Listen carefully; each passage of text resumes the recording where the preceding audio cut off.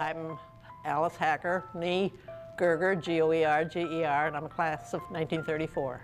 I'm Virginia Meyer now, but when I started high school, I was Virginia Gieske.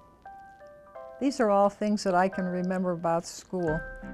I used to follow the sports and tried to go to, I lived in the country and it was a 5-mile drive, so in Depression times, so I couldn't go all the time because of the expense, you know, but I tried to go to as many sports events as I could. When they had their track meets, they always went to Palatine, and my classmate Lois Boldy Clem, she would borrow a bicycle for me, and I'd go to her house and we'd ride the bicycles and go to the track meet that way, and that was fun. When I was a junior, our basketball team won the district, you know, and oh, was that exciting, because they played Libertyville, it seems like, and oh my goodness sakes, that was so exciting to have a winning team like that.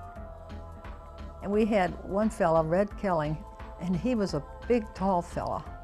And so he was always in all the games. And then we had a little fella, his name was Albert, but we called him Albie. Do you have any memories of teachers that had an impact? Oh yes, on I your do. school life? Mr. Fritzwater. Oh, Fritzwater. Mr. Hayes was our history teacher. It was Miss Clark and Miss White. Miss White, she was a beautiful woman.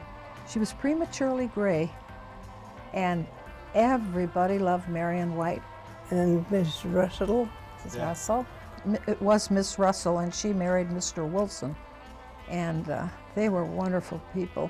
V.I. Brown was the principal of the high school when we started, but then he got sick, and Mr. Conger was the principal when we graduated in 1935.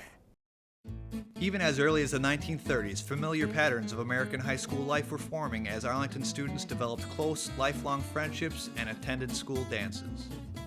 We would have dances, and they'd always be at the school, like the prom and everything was held in the gymnasium. In fact, our junior class, our theme was a Spanish garden, and of course, that was the old gym at Arlington. It was pretty small, but we strung wires, you know, about 10 feet up in the air, and I had them hanging with Spanish moss, and borrowed, you know, artificial grass from the funeral home for people to sit on in the grandstand. And there was one couple that were beautiful dancers.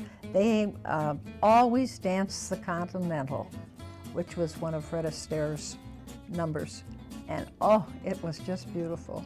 Well, it was all very friendly. And it was so fine. I met a lot of new friends there, and still have some of those friends to this day. And I think got a good education. Couldn't afford to go to college because there was, you know, bad times. As the Great Depression settled across the nation, many Arlington Heights residents found themselves having to adjust to a new era of economic hardship. I know my grandfather was a factory superintendent at the Arlington Seating Company, and he had to go on half pay. I know that. And Mother talked about, or was it your senior year in high school? One year she had 2 skirts. The money was not very plentiful. After graduation from high school, it was pretty hard to find a job. I was only 16 when I graduated from high school. And if companies needed secretarial help, they would call the high school for recent graduates. And that's how I finally got a job as a secretary. And I kept that until I was married and pregnant with my first child. Despite the difficulties of the Depression years, Arlington High School students continue to enjoy life in the sleepy suburban village. Exciting new technologies such as radios and automobiles captured the imaginations of young people everywhere. We took the bus. Then the next year we had a smaller group, and they had a cab, taxi cab. And then the third year, I drove to school. Well, now that was quite a feat. The one fella drove his car. He had a Model T Ford with the top down. Yes, I came home from school one day, and my dad was in the living room, and here was this big, majestic radio blaring out the Cub game. And that's when I became a Cub fan. Can you tell me a little bit about going to the 1933 World's Fair? I only went once in '33 and then they kept it for another year in '34. We got down to the World's Fair several times, and that's when they had the blimp. And it was a Goodyear blimp, and it was stationed out at Palwaukee Airport.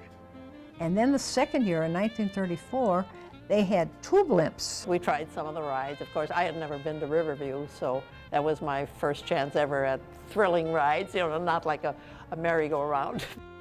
The end of the 1930s saw a new phase of construction on the school building. Completed in 1939, the expansion included a number of new classrooms, a larger cafeteria, and a modern gymnasium boasting a state-of-the-art scoreboard.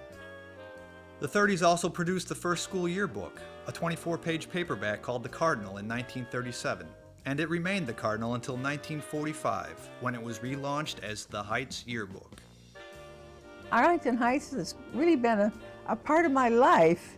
I know there were a lot of people against closing that school, but that's the way things change. Lots of things change. But we always liked our school, and we were really proud of it.